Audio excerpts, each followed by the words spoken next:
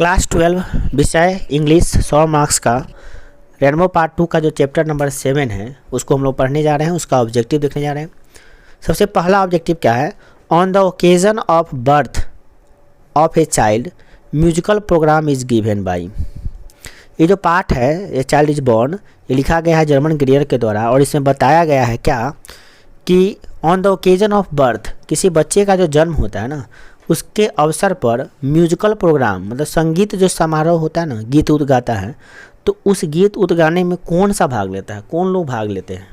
तो उस dance party में कौन कौन भाग लेते हैं म्यूजिकल प्रोग्राम में? तो उसमें भाग लेते हैं औरतें और लड़कियां, मतलब औरतें और लड़कियों का ही पार्टी होता है वो, ठीक है। उसमें वो लोग डांस करते हैं, गीत गाते हैं ना। अगला क्वेश्चन है सेरेमनी इज हेल्ड, मतलब उत्सव मनाए जाते हैं किसके जन्म पर? लड़का के जन्म पर कि लड़की के जन्म पर कि सी नंबर है बोथ पर, माने दोनों के जन्म पर कि नन ऑफ दिस, कोई के जन्म पे नहीं। तो इसका आंसर हो जाएगा बोथ। बोथ माने फॉर बोथ मतलब क्या होता है? दोनों के लिए, लड़का जन्म ले या लड़की जन्म ले, दोनों के जन्म पर क्या होता है कि सेरेमनी मतलब कि उत्सव मनाए जाते हैं, ठीक है। कहाँ पे? भारत में। अगला है इन बांग्लादेश, बांग्लादेश में चिल्ड्रेन आर मतलब बच्चों का देखभाल किया जाता है, लुकड आफ्टर मतलब देखभाल किया जाता है, बाय द किसके द्वारा देखभाल किया जाता है? तो फादर के द्वारा कि मदर के द्वारा कि होल फैमिली के द्वारा कि नन ऑफ दिस। तो बांग्लादेश में बच्चों का देखभाल पूरा होल फैमिली करती है, ठीक है। मतलब उसके दादा दादी मम्मी पापा चाचे सब आदमी मिलकर करते हैं देखभाल, ठीक है। तो इसीलिए हम कह सकते हैं यहाँ पे होल फैमिली मतलब पूरा परिवार, होल फैमिली होता है। Who has written a child is born, कौन लिखे हैं ए चाइल्ड इज बॉर्न को किसने लिखा है? तो एस नयोया मतलब सीगा नयोया, सीगा नोया जो थी ना, नहीं सीगा नोया नहीं लिखी थी, सॉरी, ये लिखे थे जर्मन ग्रियर, जर्मन जी ग्रियर, यानी इसका आंसर होगा सी जर्मन ग्रियर। अगला है during pregnancy the best place for the women is, जब औरतें प्रेग्नेंट होती हैं, प्रेगनेंसी होता है उसको मतलब प्रेग्नेंट होती है यानी कि उसके पेट में बच्चा रहता है औरत को, तो हाँ, तो उसके लिए सबसे अच्छा जगह कौन होता है? तो सबसे अच्छा जगह उसके लिए होता है हर मदर्स हाउस, मतलब उसके मम्मी का घर, मम्मी का घर ही सबसे अच्छा घर होता है उसके लिए, क्योंकि वहाँ पर देखभाल अच्छा ढंग से होता है, उसकी मम्मी अच्छा से देखभाल करती है।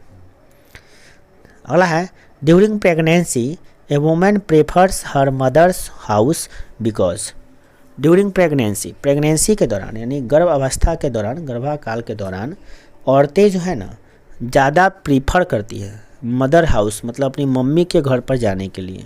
ऐसा क्यों करती हैं? क्योंकि सी गेट्स प्रॉपर केयर देयर, क्योंकि वहाँ पर उसका प्रॉपर केयर मतलब वह बहुत उचित ढंग से देखभाल किया जाता है, इसीलिए वो वहाँ जाना चाहती हैं। तो इसका आंसर हो जाएगा ए।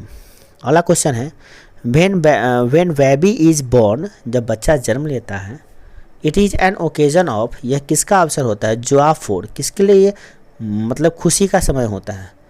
तो ये जो होता है ना पूरे होल फैमिली के लिए ना खुशी का समय होता है, तो यहाँ पे हो जाएगा होल फैमिली डी, सभी लोग खुशी मनाते हैं, ऐसा नहीं कि मम्मी पापा ही मनाते हैं।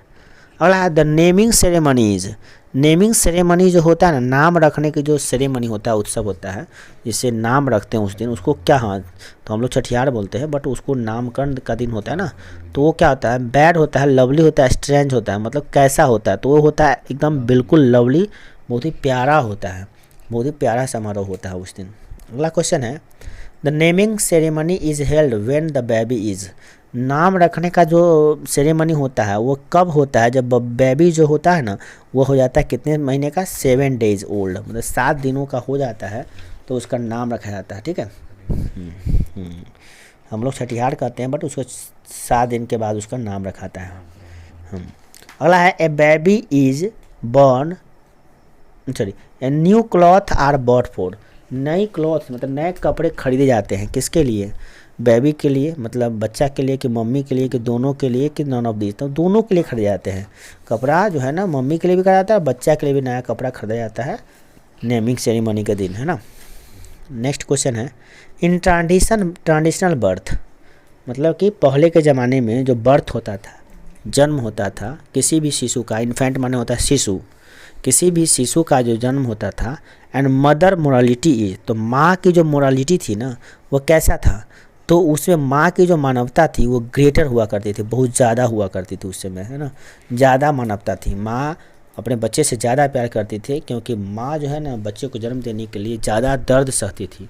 अब तो क्या होता है, अब तो ऑपरेशन होता है, ऑपरेशन में पेट चीर देता है और बच्चा को पेट से निकाल देता है, फिर सी देता है, ऑपरेशन करके निकाल देता है। तो इसलिए दर्द का जिस चीज़ को प्राप्त करने में जितना दर्द होता है ना, उस चीज़ से उतना ही प्यार हो जाता है किसी को, तो ना। तो पहले की माँ की ज़्यादा मोरालिटी थी, मानवता नैतिकता ज़्यादा हुआ करती थी। अगला है, in traditional society a pregnant women is primarily supported by.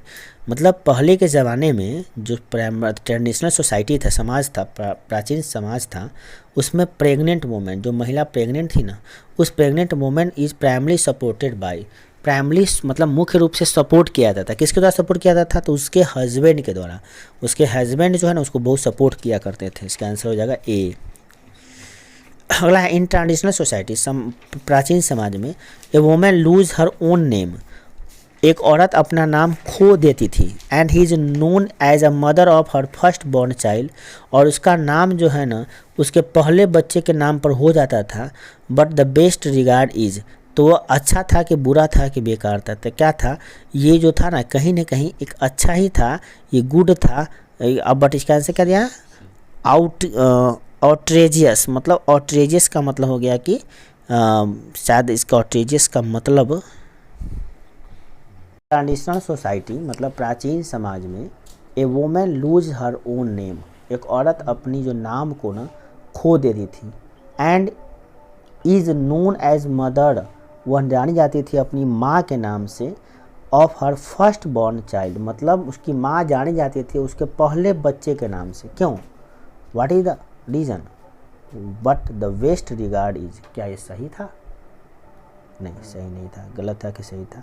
तो इसका आंसर होगा आउटरेजियस, मतलब घृणित बात है, क्योंकि किसी भी माइक है आ रहे थे। इन ट्रेडिशनल सोसाइटी, प्राचीन समाज में, a women lose her own name, माँ अपना नाम ही खो देती थी, माँ का नाम हटा दिया जाता था। And is known as a mother, उसका नाम, माँ का जो नाम होता था, हर फर्स्ट बॉर्न चाइल्ड, उसके जो फर्स्ट बॉर्न चाइल्ड होता ना, फर्स्ट बॉर्न चाइल्ड मतलब उसका प्रथम बच्चा जो होता था, उसके नाम से उसके माँ का नाम हो जाता था। अभी गाँव देहात में जो होता है, अगर जैसे सोनुआ मुनुआ को जान देते, सोनुआ अगर बड़का बेटा है, मुनुआ छोटका बेटा है, तो कोनो आता घर में कहता है, जैसे आपके बाबा जी आ गए, दादी थे, सोनुआ के मम्मी अगर रोटी लावाता, सोनुआ के मम्मी एक गिलास पानी लावाता, सोनुआ के मम्मी क्या लगे, मुनुआ के मम्मी भी तो कह सकते थे। तो नहीं, फर्स्ट बॉर्न चाइल्ड, पहला जो बच्चा जन्म लिया उसी के नाम से उसकी माँ का नाम हो जाता है। ऐसा क्यों? क्या ये सही है? तो क्या अच्छा बात है? तो कहा गया नहीं, दैट क्या है, आउटरेजियस है, ये घृणित बात है। किसी माँ का अपना भी आइडेंटिटी होता है, कोई औरत आती है घर में तो उसका अपनी पहचान है, बट उसके नाम को, पहचान को भी ख़त्म कर, उसका माँ बाप भी, तो उसका माँ बाप भी तो बड़ा प्यार से उसका नाम रखा था, अस्मिता कुमारी। तो अस्मिता कुमारी काहे नहीं कहते हैं आप? अस्मिता काहे नहीं कहते हैं उसको? तो अस्मिता नहीं कहेंगे, उसका माँ बाप तो बड़ा प्यार से नाम रखा था, तो उसको आप नाम हटा दिए। आपका जो बेटा, उसका जो बेटा हुआ उसके नाम पर उसका नाम रख दिए हैं, मतलब उसके नाम का कोई आइडेंटिटी नहीं है, आपका नाम कुछ और है, आपका कुछ और कह के पुकारेंगे। तो अगर मतलब हो सकता है अच्छा भी हो बुरा भी हो, बट ये कहीं ना कहीं औरतों को लोभ किया जा रहा है, औरतों का स्टेटस बता रहा है कि औरतें कितना समाज में तुच्छ हैं, उसका नाम भी बेचारा का नहीं रह पाता है। हद तब हो जाता है, अपने गांव से बोलता है, जिस गांव का रहता है उस गांव का, जैसे कमरौली का गया है लड़की तो कहता है कमरौली वाली। अब तो ये कितना घृणित, तो और घृणित बात हो गया उससे भी कि गाँव का नामों छोड़िए, उसका बच्चा का नाम छोड़िए, गाँव के नाम लेकर बताएंगे। तो ये सब कहीं ना कहीं उसको औरतों का मान घट रहा है। इसका मतलब कहीं ना कहीं समाज में ये बता रहा है कि समाज में औरतों की जो हैसियत है कितनी है ना, वो दिखा रही है। तो ये सब गलत बात है, ऐसा नहीं होना चाहिए। उसका भी माँ बाप ने नाम रखा है, प्यार से उसके नाम से पुकारिए ना, वही बात है। चलिए आज इतना ही, चलिए देखिए, बेकार है। तो ये समझ में आ गया था। कल क्वेश्चन देखिए, अगला क्वेश्चन देखिए क्या, German ग्रेयर was born in, German ग्रेयर जो लेखिका है, लेखक है, तो लेखक है कि लेखिका, जर्मन ग्रेयर का जन्म कब हुआ था? तो 1939 ईस्वी में। अगला क्वेश्चन है, German ग्रेयर was educated in, German ग्रेयर कहाँ पे शिक्षा दीक्षा प्राप्त की थी? तो शिक्षा दीक्षा प्राप्त की थी ऑस्ट्रेलिया में। अगला ट्रेडिशनल मेथड, मतलब प्राचीन समय में जो पारंपरिक रूप से जो बच्चे का जन्म होता था वह एक्सेप्ट किया जाता था। कैसे? द कल्चरली मतलब कि सांस्कृतिक रूप से, एंड कलेक्टिवली मतलब कि कलेक्टिवली मतलब समान रूप से जुड़कर, एक साथ जुड़कर उसको की जाती थी। अगला है German ग्रेयर has retain the lesson. German ग्रेयर कौन पाठ लिखे हुए हैं? तो उनका पाठ लिखा हुआ है जर्मन ग्रेयर का ए चाइल्ड इज बॉर्न। अगला क्वेश्चन है dash dash a dash has to observe various ताबीज़ रिचुअल्स एंड कस्टम्स।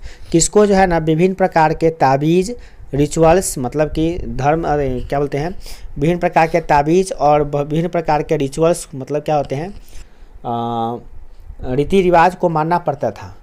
तो जो औरत प्रेग्नेंट होती थी ना उसको विभिन्न प्रकार के रीति रिवाज को मानना पड़ता था। जैसे ये नहीं खाओ, वो नहीं खाओ, ऐसे नहीं करो, वैसे नहीं करो, तरह तरह के रीति रिवाज को मानना पड़ता था। तो इसका होगा प्रेग्नेंट। बहुत सारे पूजा पाठ भी, ये पूजा करो, वैसे पूजा करो, है ना। German ग्रेयर is an writer. कहाँ के राइटर थी? तो वह राइटर थी कहाँ के? तो बेसिकली देखिए डी ऑस्ट्रेलियन राइटर, मैंने ऑस्ट्रेलिया के राइटर थे वो, ठीक है। अगला क्वेश्चन क्योंकि वहीं पे शिफ्ट हो गई थी वो। German ग्रेयर is a famous writer. कहाँ फेमस राइटर थी? कैसा राइटर थी वो? तो वो थी फेमिनिस्ट। फेमिनिस्ट माने क्या होता है? नारीवादी, मतलब औरतों के बारे में ज़्यादा लिखती थी वो। फेमिनिस्ट थी मतलब औरतवादी थी, स्त्रीवादी थी, है ना।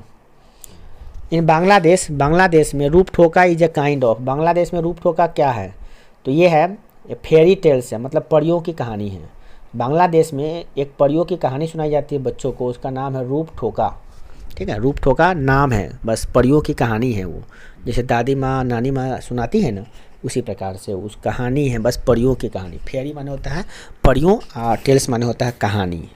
हाँ, टेल्स माने कहानी, कहना नहीं। टेल्स TALES, टेल्स माने कहानी, ठीक है। Generally a pregnant women is sent to her dash home for child birth. एक प्रेग्नेंट औरत को भेज दिया जाता है उसकी माँ के पास। किसके लिए भेजा जाता है? ए चाइल्ड बर्थ, बच्चे को जन्म देने के लिए। कहाँ भेजा जाता है? तो अपनी माँ के घर। तो पेरेंट्स लिख सकते हैं यहाँ पे, हर पेरेंट्स होम, मतलब पेरेंट्स माने माता पिता के घर भेज दिया जाता है उस प्रेग्नेंट औरत को बच्चे के जन्म देने के लिए, नहीं। अगला क्वेश्चन है ए child is born in the dash husband wife due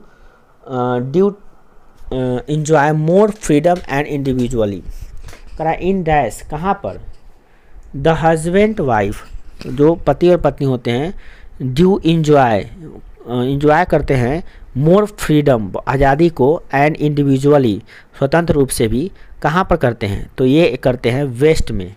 waste माने पश्चिमी सभ्यता में। पश्चिमी सभ्यता में जो हस्बैंड और वाइफ होते हैं वो मोर फ्रीडम होते हैं, मतलब पति से पत्नी को मतलब नहीं है और पत्नी से पति को मतलब नहीं है। फ्रीडम होते हैं, आज़ाद होते हैं, नाम के लिए पति पत्नी होते हैं, है ना। हाँ, मतलब वहाँ पे पति पत्नी उस तरह का नहीं होता जैसे इंडिया में होता है ना, कि एक शादी हुआ और पत्नी के साथ ही पूरा ज़िंदगी बिता देना है।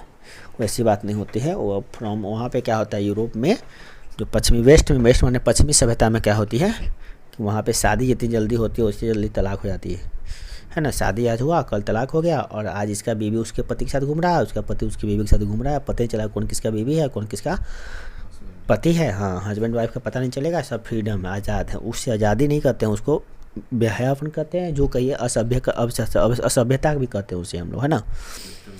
वेस्टर्न कल्चर है वो। अगला है dash women visit to her mother's house during pregnancy. कौन औरत होती है जो अपनी माँ के घर चली जाती है प्रेगनेंसी के दौरान? तो इंडियन जो होती है ना औरतें, वो अपनी प्रेगनेंसी के दौरान माँ के घर चली जाती है ना। अगला क्वेश्चन है in dash children under the age of 5 and 6 look after by the whole family. मतलब कि इन डैश कहाँ पर बच्चे जो 4-5-6 साल के नीचे के होते हैं वो बच्चे को देखभाल किया जाता है होल फैमिली के द्वारा, पूरे परिवार के द्वारा देखभाल किया जाता है।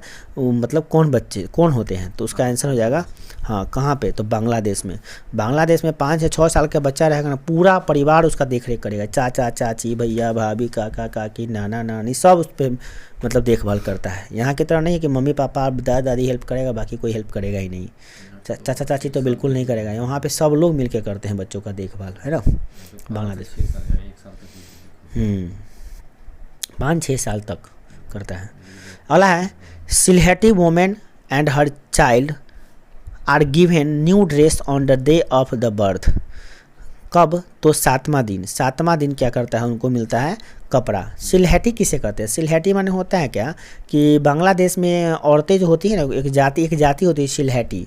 सिलहटी जाति होता है। तो सिलहटी जाति में जो औरतें होती है वो जन्म देती है बच्चे को ना, तो 7वां दिन दोनों को, बच्चा को और उसकी माँ को, दोनों को कपड़ा दिया जाता है, न्यू क्लॉथ। 7वां दिन दिया जाता है, ठीक है। तो सी इसका आंसर हुआ 7 days, है ना, आफ्टर द बर्थ। इस प्रकार से इसका इंपॉर्टेंट ऑब्जेक्टिव यही हुआ। आज के लिए इतना ही। नेक्स्ट चैप्टर हम लोग का है how free is the press.